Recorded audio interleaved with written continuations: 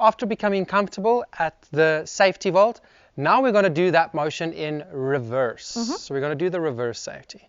Now, it's important for you to know that this move has no significance in the parkour world whatsoever, if you ask me.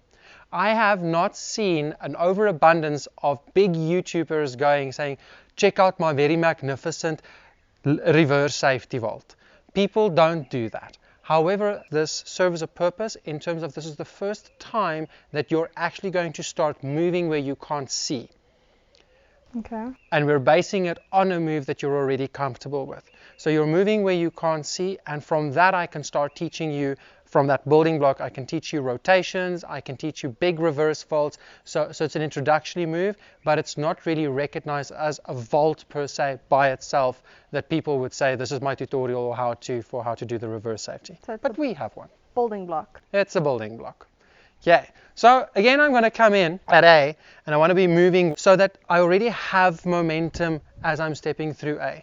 You'll see that usually, or the theory is that if I'm standing still and my first stride there will always be either bigger or smaller than the rest of my gait. Yeah. So I want to be consistent. So ideally, because strides are important, I want to already be moving as I'm going through A so that the rest of my gait can fit in.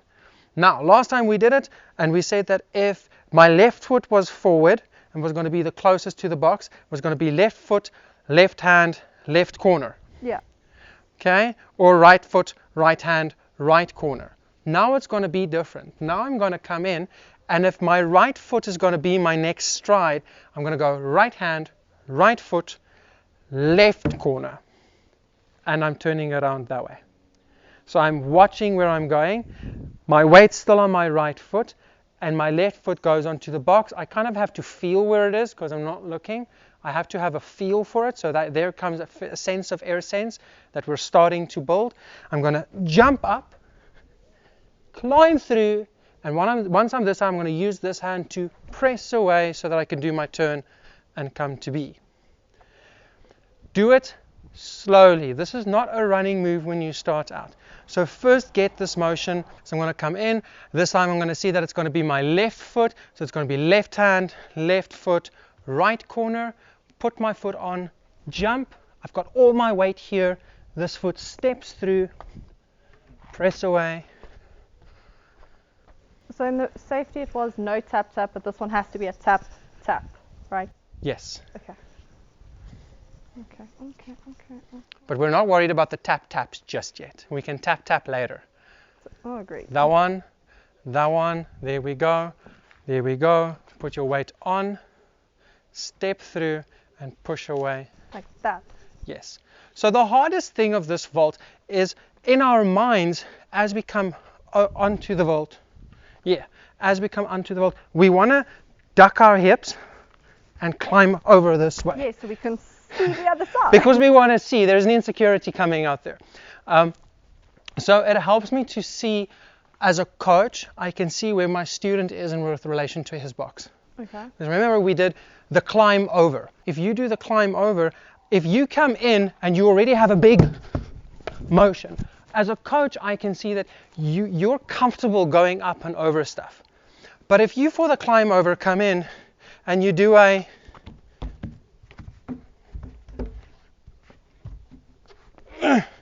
I can see in the way that you're approaching it that you're not comfortable with heights.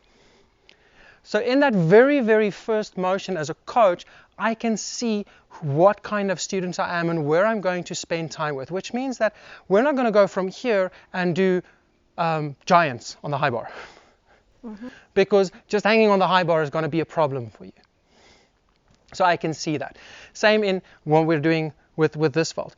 As you're coming in, if you have that, it means that I can see that you're going to struggle. You have a need to see where you're going, and we have to build in being able to know where you're going to land instead of. Because the problem comes in with flips. Many people would say that a front flip is harder than a back flip. Purely for the reason is that you're going to land where you can't see. As you come out of your front flip, you can't see where you're going because you're coming out and then you're landing. Whereas with a back flip, I can spot where I'm going to land. I can watch it the whole time and land. So this would tell me immediately that the student that's struggling with that is going to not like front flip and landing. They're going to have a very nice dive into the pool front flip because it's controlled for them. So it just helps me as a coach to see where my student's going to come, or where my student may or may not struggle, and I can build things in so that they can grow in those areas. So it helps me. Go again, please. Yes. Nice. What was hard about that one? First come round. So when you did that vault, what was hard about it? Why did you stop on top? Because I was uncomfortable with the position that I was in. I had too much weight on my arm. Yes. And my foot on the box felt not stable, so I felt like I was going to fall backwards. The main reason why that happened, or one of the reasons that I would like you to fix, is as you came into your vault, I'm going to do it the way you did it, you came in this way, this hand was forward, and your foot was further back. So in essence, you were skew on the box, but here you had a big space to cover. So you had to throw your weight backwards, and that made it difficult. So how would I fix that? Put your hand further back. Yes, because if I'm here, I can just step down. I don't have to do a over the box. I can just slide off the side. But then what about if you get your hand right with your foot? Because you can't see where this foot is exactly going. So if your foot were too forward, would that affect it? If your hand, for example, was back, but your foot was forward. So it's the opposite of what you just did. Go, show me. So if you did, hand if back. my hand was like this, then my foot was like this. Yes. Okay, yeah, that would affect it too. Yes, but why would it affect it slightly less dramatically than the other one? Because your hand was further back, so you felt more stable. I felt more stable here. Even though my foot was forward, my hand, I felt comfortable in this position more than I did when my hand was forward. Because the majority of your weight's in your shoulder and in your hand. So that's why I did that, yes. Okay. Yes. Like that. Right, and then you're going to go to B. So what made it different for you?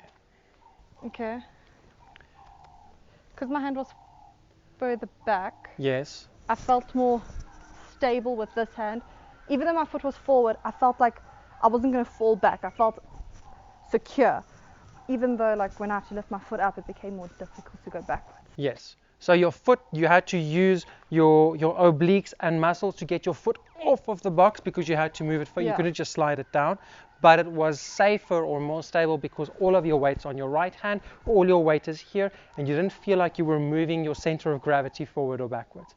So there is a difference there. But ideally you would like for it to become the same. One more.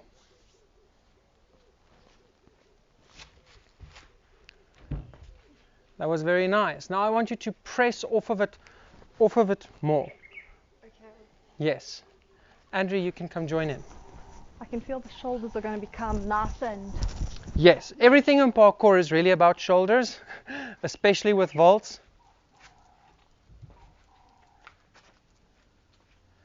Okay, how did that feel as you came out of the vault? So you had that motion where you did this and then you landed. Did you feel like you were doing a... Yes, I was doing a crisscross with my legs like that. Okay, why?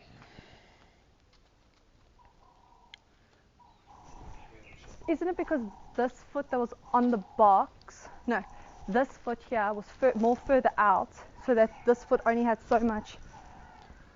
Because I came it's off definitely like there. That. So what happens is because your chest is turning, you're pressing away from the box to get your chest to move. Yeah. So I have to use my stabilizing muscles, which is my six pack and my bum and partially my lower back, to keep my whole body from moving with, so that I don't turn here and my hips still and coming after like spaghetti. So as I do that, I'll actually have control to put my foot in front of me and it won't, Oh, okay. That makes sense. So it would be stabilize yourself, start engaging your core and your buttocks as you, technically when you go up the box, but especially when you come down, so that when you place, you can actually have control about where you're placing your second foot. Okay. Nice. You don't have to run just yet. So Andrew did his. It wasn't bad for his first one. Obviously not. Nice. that wasn't bad for a run, except you did that little swirly thing. You didn't go to Yes. B, you waddled all to the right there. So waddled. you can, but you know how to fix that. Yeah. Andrew's going to go into his, and he's going to put in a little bit of a jump. That's very nice. I want you to put more effort in your turn, because you're landing and stopping, and then you're regenerating momentum to go forward. Stop it. Last one. That's much better. I can actually see you engage. You actually forcefully twisted your hip. That your hip came with your shoulders, and that means you engaged the stabilizer to do that. So that's a beautiful vault. I'm happy with that.